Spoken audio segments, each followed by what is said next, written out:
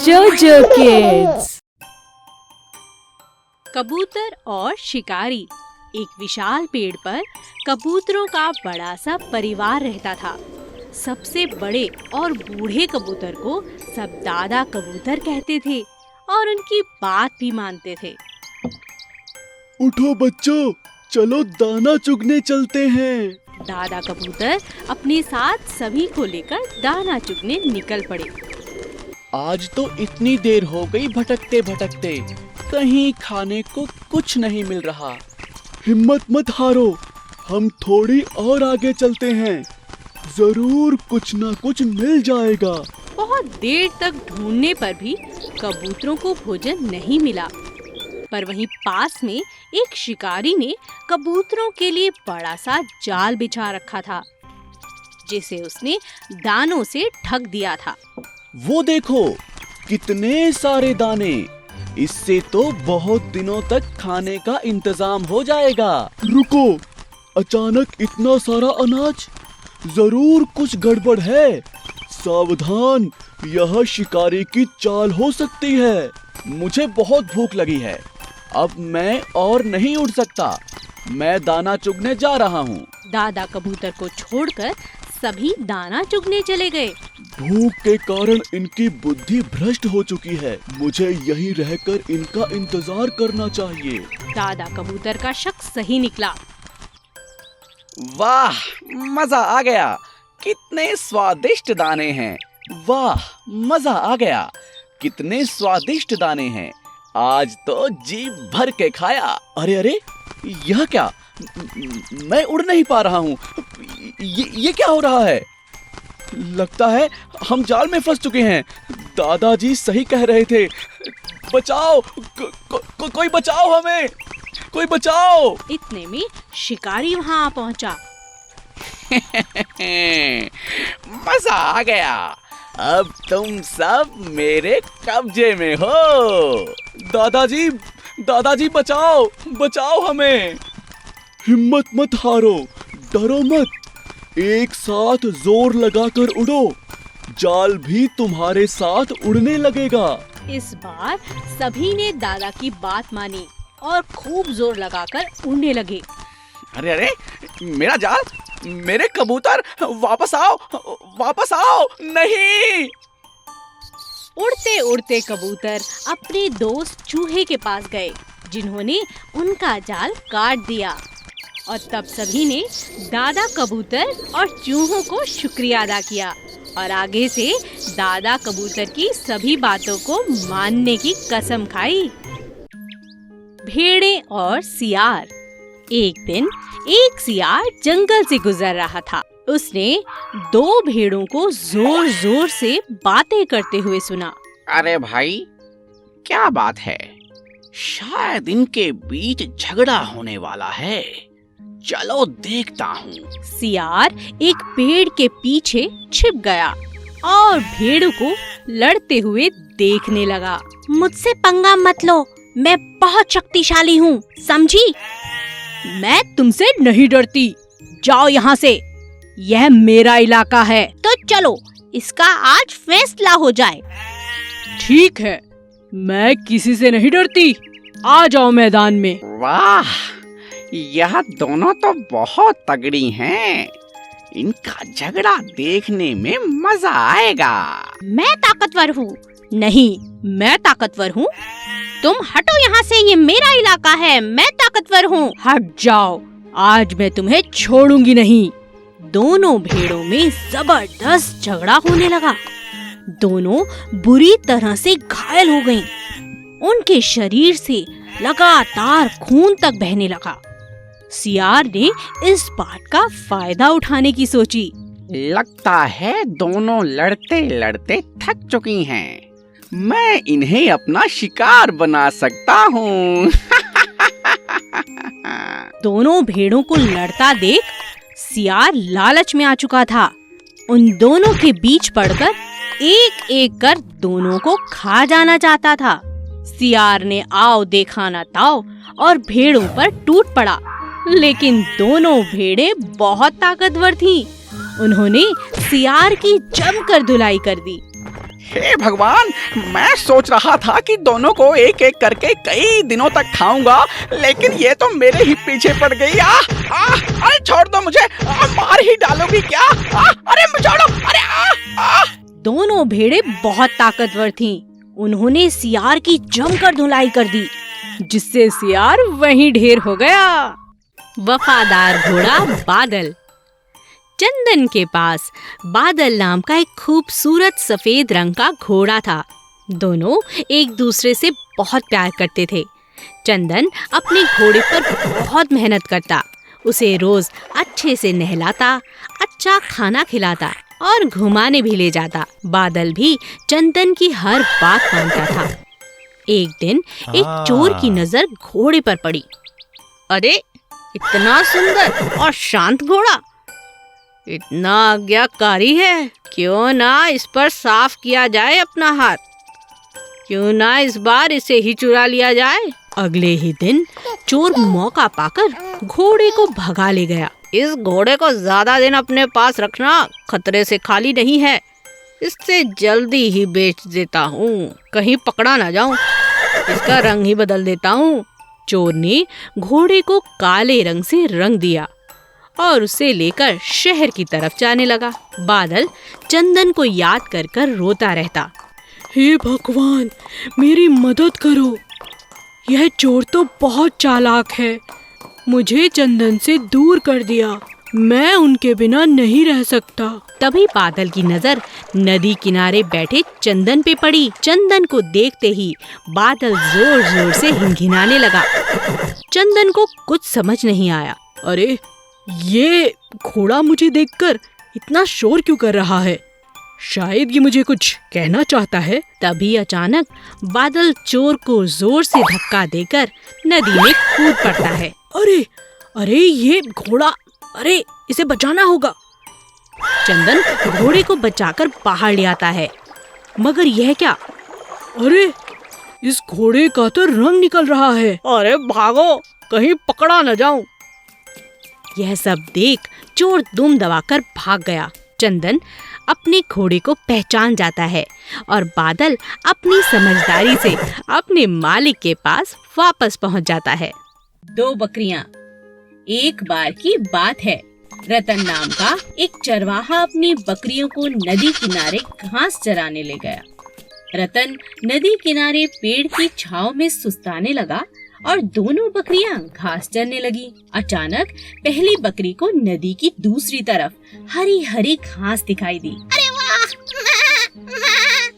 उस पार तो इतनी सुंदर घास, ये तो बहुत स्वादिष्ट होगी, मैं उस पार जाकर इसे खा लेती हूँ। मैं और कैसे?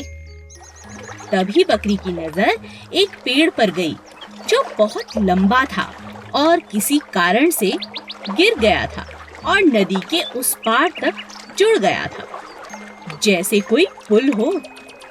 बकरी बहुत खुश हो गई और सोचने लगी कि मैं इस पेड़ के सहारे उस किनारे तक पहुंच सकती हूँ। बकरी पुल पर चढ़ने लगी।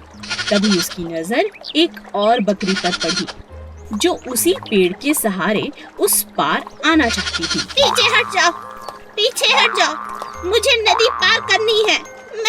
मैं तुम पीछे हटो, तुम पीछे हटो। दूसरी बकरी ने कहा, पहले तो मैं इस पर आई हूँ, पहले मैं पार करूँगी।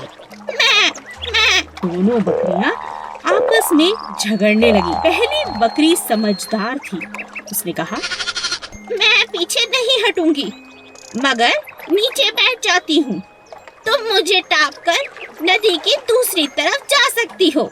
मैं झगड़ा कर कोई फायदा नहीं। दूसरी बकरी मान गई और पहली बकरी के झुकते ही वह टाप कर नदी के दूसरी तरफ चली गई। दोनों बकरियों ने नदी पार कर ली और एक दूसरे को शुक्रिया अदा किया। हमेशा लड़ाई झगड़े से नहीं, बल्कि बुद्धिमानी से हल निकाला जा सकता है। 2 बिल्लियां और बंदर। एक शहर में 2 बिल्लियां थीं। वो दोनों साथ साथ खेलती और खाना भी साथ साथ ढूंढती। एक का नाम था लूसी और दूसरी का नाम था पूसी। दोनों खाने के लिए बहुत झगड़ा भी करती थी। दोनों चोरी करने में बेहद माहिर थी। जब भी किसी के घर का दरवाजा खुला रह जाता, वो तुरंत जाकर रसोई से दूध पी लेती। एक बार वे दोनों खाने की तलाश में घूम रही थी। अचानक रास्ते में उन्हें एक रोटी दिखाई दी। लूसी ने कहा, अरे वाह, ये कितनी स्वादिष्ट रोटी है। मेरा तो खाने का इंतजाम हो गया। पूसी ने कहा, क्या कहा? यह रोटी मेरी है। मैंने इसे पहले देखा था। तुम जाओ यहाँ से। लूसी ने कहा, क्या? तुम हमेशा दूसरों का खाना खाती हो, दूसरों से छीनती हो। चली जाओ यहाँ से। ये मेरी रोटी है। मुझे बेवकूफ मत बनाओ। यह रोटी मेरी है। लालची कहीं की। मेरी मेरी मेरी मेरी। दोनों बिल्लियाँ जोर जोर से रोटी के लिए आपस में झगड़ने लगी। तभी वहाँ उनका दोस्त बंदर आ गया। बंदर ने कहा, इतनी सी बात पे क्या झगड़ना? मैं इस रोटी को आधा कर देता हूँ, तुम दोनों उसे खा लो। हाँ बंदर, हमारी बहुत मदद हो जाएगी। ये तो मुझसे हमेशा लड़ती रहती है। लो, हो गए रोटी के 2 टुकड़े। नहीं नहीं, इसमें एक छोटा है। लाओ, मैं अभी बराबर कर देता हूँ। अरे ये अभी भी छोटा है। लाओ, मैं फिर बराबर कर देता हूँ। बस इसी तरह चालाक बंदर ने थोड़ा थोड़ा करके पूरी रोटी को खा लिया और दोनों बिल्लियाँ यह देखकर सर पकड़ने लगी। अरे ये हमने क्या किया? ये चालाक बंदर तो हमारी रोटी खा गया। ठीक ही कहा है किसी ने, झगड़ा करने से कुछ नहीं होगा। इससे अच्छा तो हम दोनों बांट कर इस रोटी को खा लेते, है ना पूसी? हाँ हाँ लूसी। एक गांव में राजू नाम का लड़का रहता था। वो रंग बिरंगी सुंदर सुंदर टोपियां बनाया करता था और उन्हें बाजार में जाकर बेच देता था। उसकी सुंदर सुंदर टोपियां सभी को बहुत अच्छी लगती थीं। एक दिन राजू जब टोपियां बेचने बाजार जाने लगा, रास्ते में उसे बहुत तेज भूख लगी। तो वह खाना खाने के लिए एक घने आम के पेड़ की छांव में बैठ गया। बड़ी तेज धूप है, क्यों ना थोड़ी देर इस पेड़ के नीचे बैठकर आराम कर लेता हूँ और खाना भी खा लेता हूँ। थका हारा राजू पेड़ के नीचे आराम करने लगा।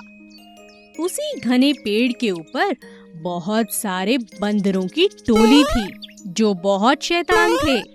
जब बंदरों ने देखा राजू टोपी वाले की आंख लग गई है और वह सो गया है, तभी सारे शैतान बंदर पेड़ से नीचे उतरकर टोपियों के साथ खेलने लगे। बेचारा राजू इस बात से अनजान था और आराम से सो रहा था। तभी वहां से एक और व्यापारी निकला जो कपड़े बेचता था। वह बंदरों को देखकर समझ गया कि जरूर दाल में कुछ काला है। थोड़ी और पास आने पर उसने राजू टोपी वाले को सोते देखा और उसे उठाने लगा।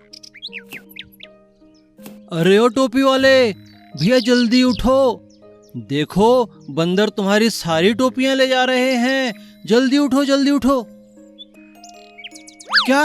अरे अरे अरे मेरी टोपी! भाई तुम ही कुछ मदद करो ना। व्यापारी बहुत होशियार था। उसने राजू की मदद करने की सोची। अचानक व्यापारी ने जोर जोर से हंसना शुरू कर दिया। सभी बंदरों का ध्यान व्यापारी की तरफ चला गया और वे सब जोर जोर से हंसने लगे। व्यापारी समझ गया कि बंदर उसकी नकल कर रहे हैं। तभी व्यापारी ने अपनी और राजू की टोपी जमीन पर फेंक दी। सभी बंदरों ने वैसा ही किया जैसा व्यापारी ने किया था। एक दूसरे की टोपी उतारकर जमीन पर फेंक दी और इस तरह टोपी वाले राजू को अपनी सारी टोपियां वापस मिल गईं और बंदर व्यापारी के साथ जोर जोर से हंसने लगे। उदास राजा शेर एक दिन राजा शेर का मंत्री भालू जंगल में घोषणा करता है।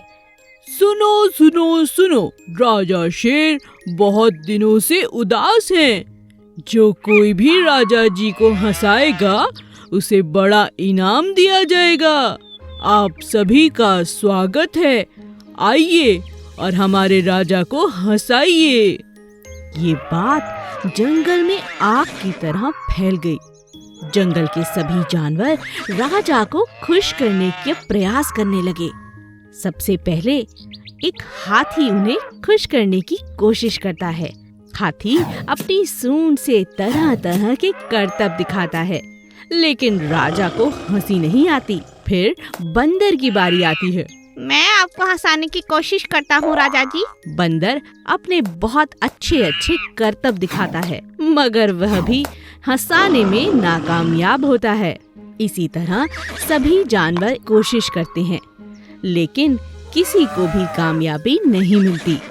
अंत में नन्ही चींटी की बारी आती है। राजा के मंत्री भालू को लगता है किसी को इनाम नहीं मिलेगा। इतनी छोटी सी चींटी हमारे राजा को कहां से हंसाएगी। जब अच्छे अच्छे बड़े बड़े जानवर नहीं हंसा पाए तो ये चींटी क्या हंसाएगी। तभी चींटी गुस्से में लाल होकर राजा के नजदीक आती है और कहती है, देखिए राजा जी, बहुत हो चुका। मैं आ रही हूँ आपके पेट पर गुदगुदी करने। आपको तो फिर हंसना ही होगा। अपनी तरफ गुस्से में चींटी को आता देख राजा की हंसी निकल पड़ी। हो राजा को हंसता देख सभी जानवर हंसने लगे और नाचने लगे। चींटी को भी राजा ने बहुत सुंदर इनाम दिया। Please subscribe.